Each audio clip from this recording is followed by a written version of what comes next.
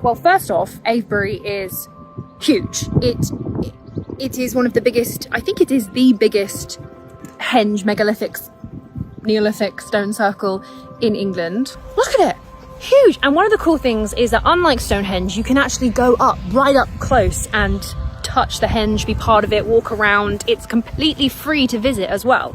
So at the moment, Avebury is, it's winning. Yeah. Do we know where these came from? Yep. Can you see that far horizon line over there? Yeah. That's called the Valley of the Stones. So they didn't drag them far? Well, that's another 7 miles over. Oh, right, okay. there. You're the one dragging them. I mean, that's absolutely huge.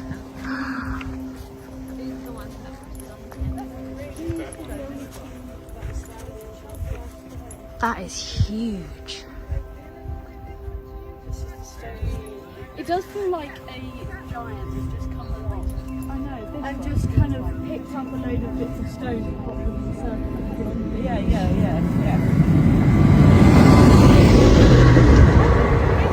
Okay, so what is the difference between Stonehenge and Avebury? Well, they're quite close together. They're only 20 miles apart, and Stonehenge is made of around 50 stones, and Avebury is nearly twice the size of that at around 100 stones.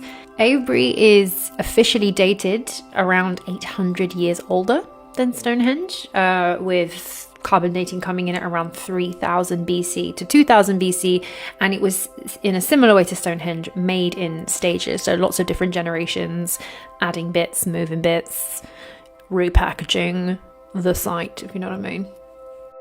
I think the difference between Stonehenge, though, and Avebury is it's now believed by Parker Pearson and the archaeologists. Stonehenge stones never saw the light of day. They were buried and brought out from the surface to make it easier to dress.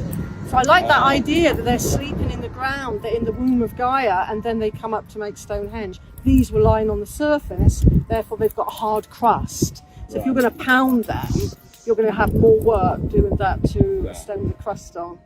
Now, there is a huge ditch that goes all the way around. Literally, the current village of Avebury is inside the huge circumference of this henge. Excavations of the surrounding ditch show that its creation involved digging away nearly 200,000 tons of earth and rock and debris.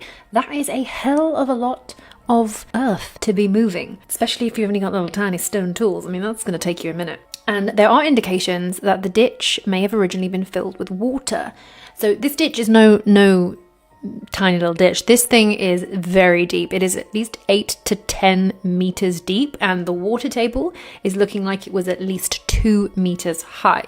So the stone circle in the middle would have literally like a moat going around with a little island of like sacred stones. It would have looked amazing.